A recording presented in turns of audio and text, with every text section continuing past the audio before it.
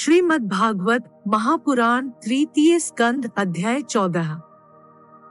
श्रीमद् भागवत महापुराण तृतीय स्कंद चतुर्दश अध्याय।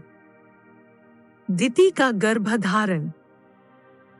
श्री शुकदेव जी कहते हैं, राजन, प्रयोजनवश सूकर बने श्रीहरि की कथा को मैत्रेय जी के मुख से सुनकर भी भक्ति व्रतधारी विदुर जी की पूर्ण तृप्ति न हुई। अतः उन्होंने हाथ जोड़कर फिर पूछा। विदुर जी ने कहा, मुनिवर, हमने यह बात आपके मुख से अभी सुनी है कि आदिदैत्य हिरण्याक्ष को भगवान यज्ञमूर्ति ने ही मारा था। ब्राह्मण जिस समय भगवान लीला से ही अपनी दाढ़ों पर रखकर पृथ्वी को जल में से निकाल रहे थे, उस समय उनसे दैत्यराज हिरण्याक्ष की मुठभेड़ किस कारण हुई? श्री मैत्रेय जी ने कहा, विदुर जी, तुम्हारा प्रश्न बड़ा ही सुंदर है, क्योंकि तुम श्रीहरि की अवतार कथा के विषय में ही पूछ रहे हो, जो मनुष्यों के मृत्युपाश का छेदन करने वाली है। देखो, उत्तानपाद का पुत्र ध्रुव बालकपन में श्री नारद जी की सुनाई हुई हरिकथा के प्रभाव से ही मृत्यु के सिर पर पैर रखकर भगवान के परमपद पर आरूढ़ हो गया था। पूर्व काल में एक बार इसी वराह भगवान और हिरण्याक्ष के युद्ध के विषय में देवताओं के प्रश्न करने पर देव श्री ब्रह्मा जी ने उन्हें यह इतिहास सुनाया था और उसी के परंपरा से मैंने सुना है। विदुर जी, एक बार दक्ष की पुत्री दिति ने पुत्र प्राप्ति की इच्छा से कामातुर होकर सायंकाल के समय ही अपने पति मरीचिनंदन कश्यप जी से प्रार्थना की। उस समय कश्यप जी खीर की आहुतियों द्वारा अग्निजिह्व भगवान यज्ञपति की आराधना कर सूर्यास्त का समय जान अग्निशाला में ध्यानस्थ होकर बैठे थे। दिति ने कहा, विद्वन, मतवाला हाथी जैसे केले के वृक्ष को मसल डालता है, उसी प्रकार यह प्रसिद्ध धनुर्धर कामदेव मुझ अबला पर जोर जताकर आपके लिए मुझे बेचैन कर रहा है। अपनी पुत्रवती सौतों की सुख समृद्धि को देखकर मैं ईर्ष्या की आग से जली जाती हूँ। अतः आप मुझ पर कृपा कीजिए, आपका कल्याण हो। जिनके गर्भ से आप जैसा पति पुत्र रूप से उत्पन्न होता है, वे ही स्त्रियां अपने पतियों से सम्मानित समझी जाती हैं। उनका सुयश संसार में सर्वत्र फैल जाता है। हमारे पिता प्रजापति दक्ष का अपनी पुत्रियों पर बड़ा स्नेह था। एक बार उन्होंने हम सबको अलग अलग बुलाकर पूछा कि तुम किसे अपना पति बनाना चाहती हो। वे अपनी संतान की सब प्रकार की चिंता रखते थे। अतः हमारा भाव जानकर उन्होंने उनमें से हम 13 पुत्रियों को, जो आपके गुण स्वभाव के अनुरूप थीं, आपके साथ ब्याह दिया। अतः मंगल मूर्ते कमलनयन, आप मेरी इच्छा पूर्ण कीजिए, क्योंकि हे महत्तम, आप जैसे महापुरुषों के पास दीन जनों का आना निष्फल नहीं होता। विदुर जी, दिति कामदेव के वेग से अत्यंत बेचैन और बेबस हो रही थी। उसने इसी प्रकार बहुत सी बातें बनाते हुए दीन होकर कश्यप जी से प्रार्थना की। तब उन्होंने उसे सुमधुर वाणी से समझाते हुए कहा, भीरु, तुम्हारी इच्छा के अनुसार मैं अभी अभी तुम्हारा प्रिय अवश्य करूंगा। भला जिसके द्वारा अर्थ, कर्म और काम तीनों की सिद्धि होती है, अपनी ऐसी पत्नी की कामना कौन पूर्ण नहीं करेगा। जिस जहाज पर चढ़कर मनुष्य महासागर को पार कर लेता है, उसी प्रकार गृहस्थाश्रमी दूसरे आश्रमों को आश्रय देता हुआ अपने आश्रम द्वारा स्वयं भी दुःख समुद्र के पार हो जाता है।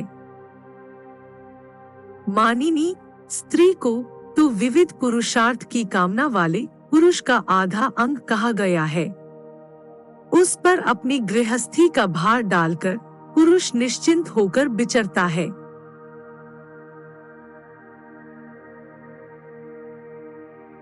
इंद्रिय रूप शत्रु अन्य आश्रम वालों के लिए अत्यंत दुर्जय हैं। किंतु जिस प्रकार किले का स्वामी सुगमता से ही लूटने वाले शत्रुओं को अपने अधीन कर लेता है, उसी प्रकार हम अपनी विवाहिता पत्नी का आश्रय लेकर इन इंद्रिय रूप शत्रुओं को सहज में ही जीत लेते हैं। ग्रहेश्वरी, तुम जैसी भार्या के उपकारों का बदला तो हम अथवा और कोई गुणग्राही पुरुष अपनी सारी उम्र अथवा जन्मांतर में भी पूर्ण रूप से नहीं चुका सकते। तो भी तुम्हारी इस संतान प्राप्ति की इच्छा को मैं यथाशक्ति अवश्य पूर्ण करूंगा। परंतु अभी तुम एक मुहूर्त ठहरो, जिससे लोग मेरी निंदा न करें। यह अत्यंत घोर समय राक्षसादि घोर जीवों का है और देखने में भी बड़ा भयानक है। इसमें भगवान भूतनाथ के गण भूत प्रेतादि घूमा करते हैं। साध्वी, इस संध्या काल में भूत भावन भूतपति भगवान शंकर अपने गण भूत प्रेतादि को साथ लिए बैर पर चढ़कर विचरा करते हैं। जिनका जटाजूट श्मशान भूमि से उठे हुए बवंडर की धूलि से धूसरित होकर देदीप्यमान हो रहा है, तथा जिनके सुवर्ण कांतिमय गौर शरीर में भस्म लगी हुई है, वे तुम्हारे देवर श्वशुर महादेव जी अपने सूर्य, चंद्रमा और अग्नि रूप 3 नेत्रों से सभी को देखते रहते हैं। संसार में उनका कोई अपना या पराया नहीं है,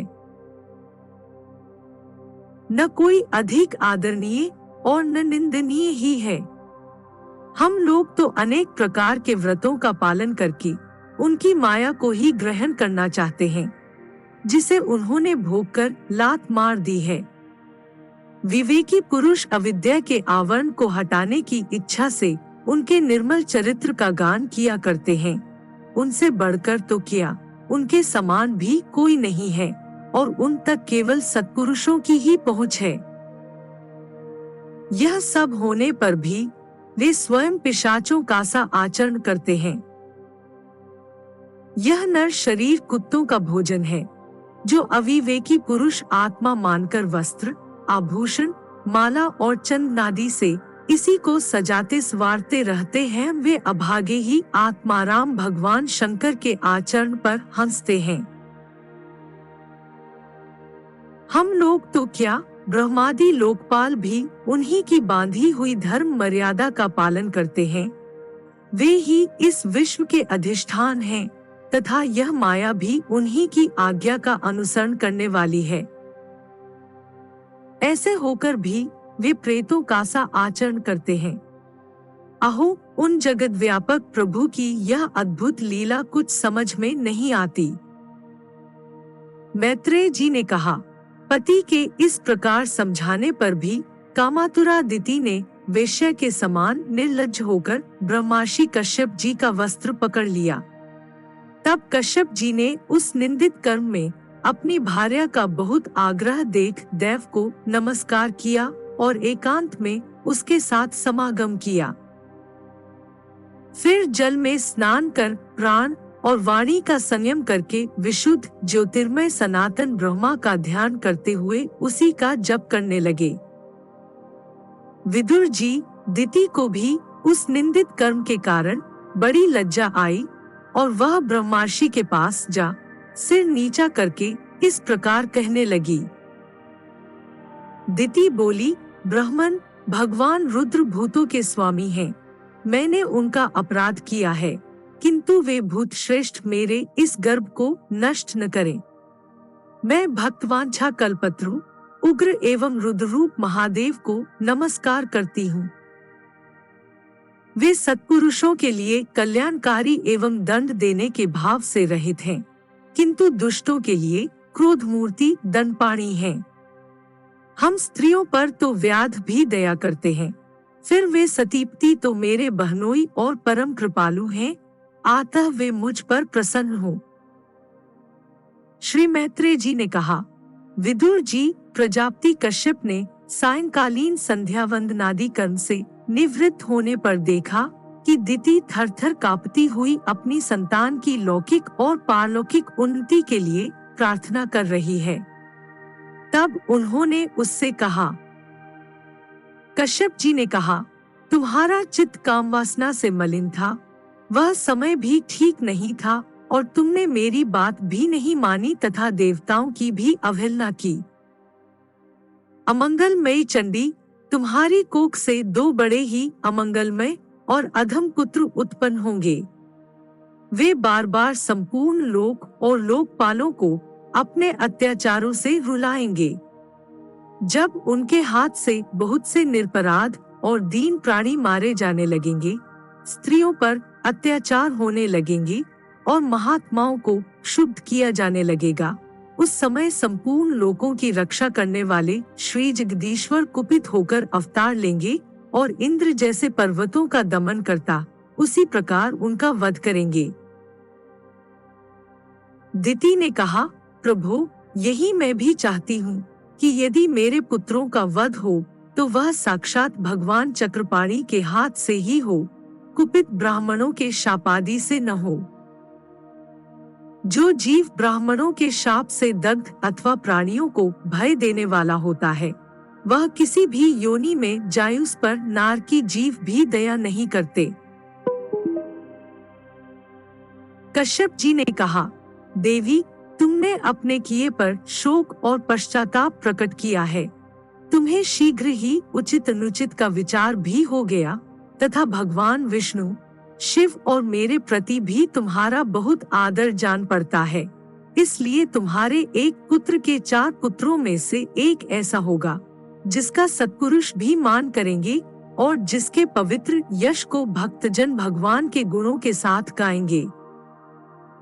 जिस प्रकार खोटे सोने को बार बार तपाकर शुद्ध किया जाता है, उसी प्रकार साधुजन उसके स्वभाव का अनुकरण करने के लिए निर्वेता आदि उपायों से अपने अंतःकरण को शुद्ध करेंगे। जिनकी कृपा से उन्हीं का स्वरूप भूत यह जगत आनंदित होता है, वे स्वयं प्रकाश भगवान भी उसकी अनन्य भक्ति से संतुष्ट हो जाएंगे। दिति, वह बालक बड़ा ही भगवत भक्त, उदार हृदय, प्रभावशाली और महान पुरुषों का भी पूज्य होगा तथा पूर्ण भक्ति भाव से विशुद्ध और भावान्वित हुए अंतःकरण में श्री भगवान को स्थापित करके देहाभिमान को त्याग देगा। वह विषयों में अनासक्त, शीलवान, गुणों का भंडार तथा दूसरों की समृद्धि में सुख और दुख में दुख मानने वाला होगा। उसका कोई शत्रु न होगा तथा चंद्रमा जैसे ग्रीष्म ऋतु के ताप को हर लेता है, वैसे ही वह संसार के शोक को शांत करने वाला होगा। जो इस संसार के बाहर भीतर सब ओर विराजमान है, अपने भक्तों के इच्छानुसार समय समय पर मंगल विग्रह प्रकट करते हैं और लक्ष्मी रूप लावण्य मूर्ति ललना की भी शोभा बढ़ाने वाले हैं तथा जिनका मुखमंडल झिलमिलाते हुए कुंडलों से सुशोभित है, उन परम पवित्र कमलनयन श्रीहरि का तुम्हारे पौत्र को प्रत्यक्ष दर्शन होगा। श्री मैत्रेय जी कहते हैं, विदुर जी, दिति ने जब सुना कि मेरा पौत्र भगवान का भक्त होगा, तब उसे बड़ा आनंद हुआ तथा यह जानकर कि मेरे पुत्र साक्षात श्रीहरि के हाथ से मारे जाएंगे, उसे और भी अधिक उत्साह हुआ।